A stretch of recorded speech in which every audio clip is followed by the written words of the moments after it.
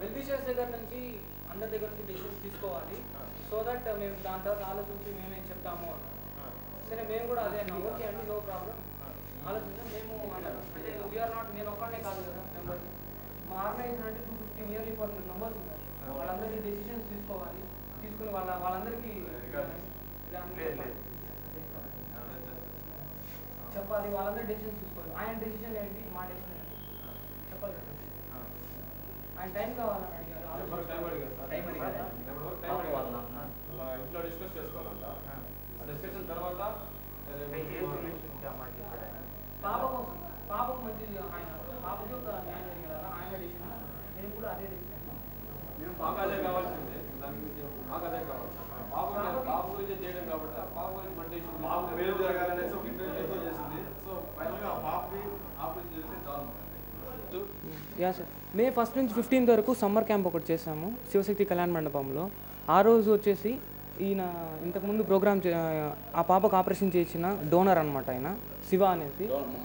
మా ఫ్రెండ్స్ అందరూ కలిసి హెల్ప్ చేశారు ఆయనకి. ఈయన వచ్చి మా దగ్గర వచ్చి అప్రోచ్ అయ్యారు, మా ఫ్రెండ్ వాళ్ళ పాపకి ఇలా ప్రాబ్లం ఉంది, సో మీ ఆర్గనైజేషన్ తరఫున ఒక ప్రోగ్రామ్ ఏదైనా ఫండ్ రైజ్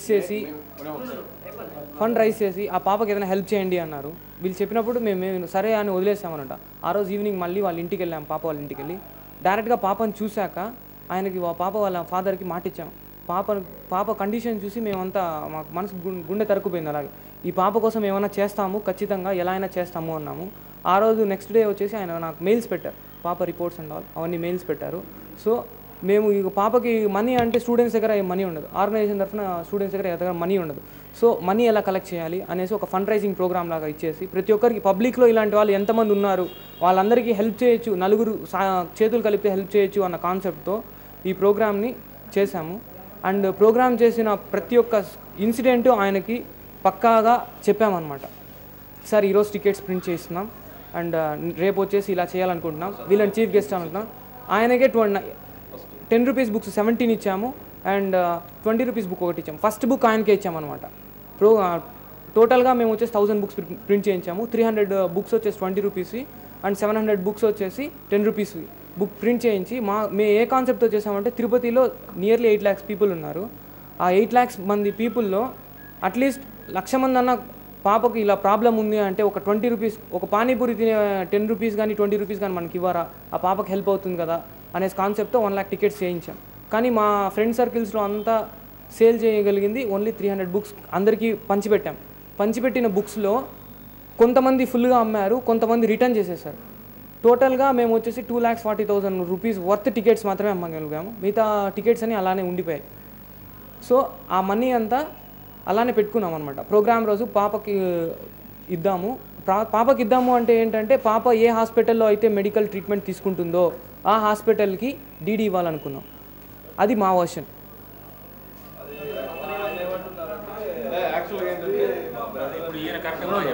యాక్చువల్గా ఏంటంటే సార్ మీకు పాప ఆపరేషన్ జరిగి సక్సెస్ అవ్వాలి. ఇప్పుడు పాప ఆపరేషన్కి ఎంత అవుతుంది, ఇప్పుడు ప్రజెంట్ రిపోర్ట్ ఏంటి, డాక్టర్ దగ్గర ఒకసారి చెప్పించండి. ఏ హాస్పిటల్లో చేపిస్తున్నారు, ఎక్కడ చేపిస్తున్నారు అంటే ఏ హాస్పిటల్ అయితే మీకెందుకు, ఏ హాస్పిటల్ చేపిస్తారు అదంతా మీకెందుకు, మీరు కలెక్షన్ చేసి మీ ఆర్గనైజేషన్ ఆఫీస్లో ఇస్తారనుకున్నా. కానీ ఈ విధంగా పెద్ద ప్రోగ్రాంలో పెట్టి లైవ్ ప్రోగ్రాంలో పెట్టి ఒక టెలికాస్ట్ చేసి మీడియాకి ఇచ్చి ఇవన్నీ చేస్తారని నేను అనుకోవడం లేదు. మీరు కేవలం ఏదో కలెక్షన్ చేసి ఎంత చేస్తాను. ఆల్రెడీ అతను ప్రతి ఒక్క షాప్లో ఆ పాప ఫోటో పెట్టి బాక్సులు పెట్టి కలెక్షన్ చేసిన అమౌంట్స్ అంతా ఏమైందో తెలియదు. ప్లస్ ఇంతకుముందు అతను ఆ పాపకి ఇచ్చిన ఫండ్స్ ఏమైందో తెలియదు. సో మాకు డౌట్ వచ్చి సార్ మీరు ఎక్కడో ఒకసారి మీ పాపను వచ్చి చూడాలంటే నేను బెంగళూరులో ఉన్నాను, పాప కూడా బెంగళూరు ఉన్నారు. మాకు ఆ డౌట్ నేరు ఇంటికి వెళ్తే పాప ఆడే ఉంది, అతను ఆడే ఉన్నాడు. సో డైరెక్ట్ ఇంటికి వెళ్తే వితౌట్ ఇంటికి మీరు ఎట్లా వస్తారు, అన్పార్లమెంట్ ఓట్స్ యూజ్ చేసి ఒక స్టూడెంట్స్ని ఇంట్లోకి రానిలా బయట పంపించేశాడు. పంపించేసిన తర్వాత వాళ్ళ మిస్సెస్ ఫోన్ నెంబర్ తీసుకొని మాకు చేసి సారీ అంటే మా ఇంటర్న్ చేసిన తప్పే, దయచేసి మీరు ఏమనుకోద్దని చెప్పేసి మాకు కూల్ చేసింది. సరే మేము ఫైనల్గా మనకి ఇదిగా కావాల్సింది ఆ పాప సేవ్ అవ్వాలి, ఆ పాప ఎట్లా బ్రతకాలి, బాగుండాలి అంటే ఎస్వీసీ ఛానల్లో సుబ్రహ్మణ్య గారితో మేము మాట్లాడితే మీరు ఒక స్టోరీ బోర్డ్లా ప్రిపేర్ చేసి మీరు ఇవ్వండి, మీరు ఇచ్చినట్లయితే నేను టెలికాస్ట్ చేసి 4 lakhs వరకు ఇస్తాను అన్నప్పుడు అతను కూడా వచ్చాడు. గిరిధర్ వచ్చి కూర్చొని అన్నీ మాట్లాడి ఓకే సార్ చేస్తామని చెప్పి కిందకు వచ్చిన తర్వాత మీరు చేసే పద్ధతి నాకు నచ్చలేదు, మీరు కమర్షియల్ చేస్తున్నారు ఎంత పడుతుంది అంటే ఇప్పుడు కమర్షియల్ చేయడానికి ఇక్కడ ఏముంది సార్, ఇప్పుడు ఒకటి మా శక్తి కొద్దీ మేము ఆలోచించుకొని ఏ విధంగా చేయాలని మేము ఆలోచించుకొని మేము చేస్తున్నాం. దానికి అతను ఏమంటాడు, ఇప్పుడు మీరు ఇట్లా ప్రోగ్రామ్ చేయొద్దండి, మీరు కలెక్షన్ అంతా చేసేసి ఆ ఆఫీస్కి వస్తే నాకు పేమెంట్ ఇచ్చేసేయండి, అది కూడా పాప అకౌంట్ తీయండి అంటాడు.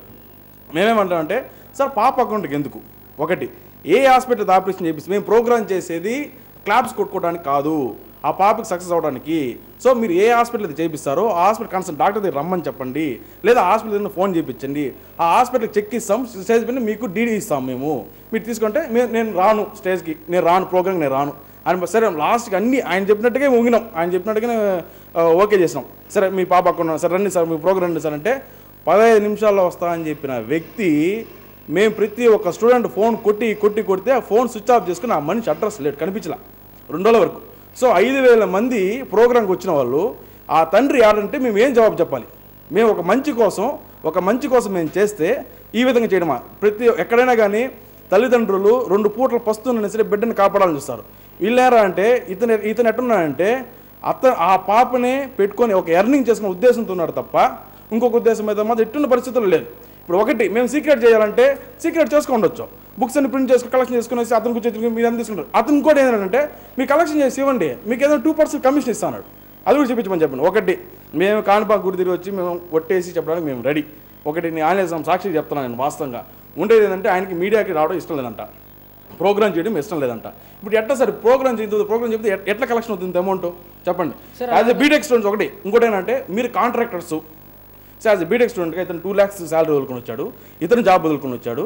ప్లస్ ఎగ్జామ్ అంటే కూడా ఆ ఎగ్జామ్కి ప్రిపేర్ అవ్వకుండా డే నైట్ కష్టపడినాడు. ఈ అబ్బాయి అయితే ఓన్లీ 2 hours నిద్రపోయాడు. ఈ అబ్బాయి అయితే అంత కష్టపడి చేసినప్పుడు యాజ్ అ ఫాదర్గా అతను సపోర్ట్ చేయాలి. సో ఈ విధంగా కానీ సపోర్ట్ చేసి తల్లిదండ్రులు రేపు పొద్దున యాజ్ స్టూడెంట్స్కి ఒక మంచి పని చేయాలంటే ఏ స్టూడెంట్ ముందుకు వస్తాడో? ఏ స్టూడెంట్ ముందుకు రాడు.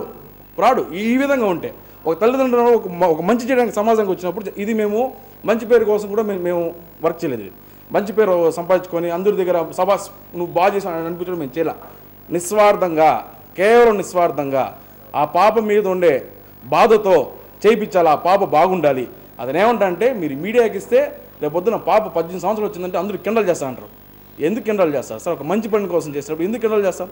ఎవరు కిండల్ చేస్తారు? భవిష్యత్తు ముఖ్యం, ఆ పాప భవిష్యత్తు ముఖ్యం.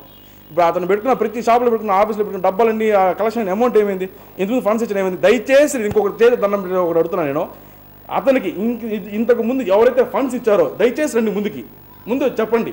అతను ఎవరు ఇచ్చిన డబ్బులు బయట చూపించడం లేదు, చెప్పడం లేదు.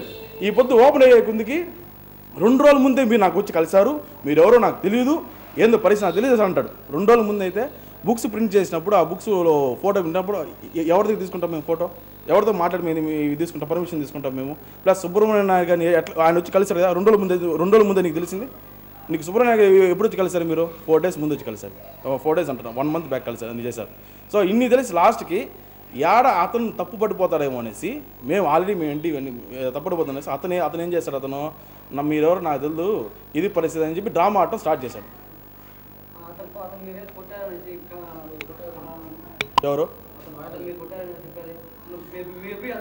15 మంది కలుసుకుని కొట్టారంట. 15 మంది కలుసుకుని కొడితే ఒక చిన్న గోరుగాడు కూడా లేదు. ఈ విధంగా కొట్టానని చెప్పేసి ఇప్పుడు ఒకటి కొట్టానని అన్నాడు కదా, ఇంకా ఆయన చెప్పుకోవాల్సిన జవాబు అదే కదా. ఇప్పుడు మేము ఒకటే ఏమనుకున్నాం అంటే మాకు ఇంత పెద్ద ప్రోగ్రామ్ చేసుకున్నా మాకు సాటిస్ఫాక్షన్ లేదు. ఎందుకంటే ఆ పాపకి ఆపరేషన్ జరగాలి మెయిన్. ఒకటి మా దగ్గర మేము కలెక్ట్ చేసిన ప్రతి ఒక్క పైసా అకౌంట్ ఉంది, లెక్కలు ఉన్నాయి, ప్రతి ఒక్కటి లెక్కలు ఉన్నాయి. Day 1 నుంచి స్టిల్ నౌ ఇప్పటి వరకు మొత్తం.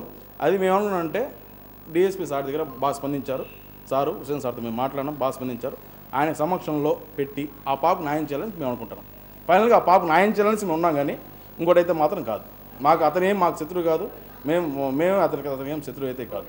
అది ఒకటి. శివప్రసాద్ రెడ్డి.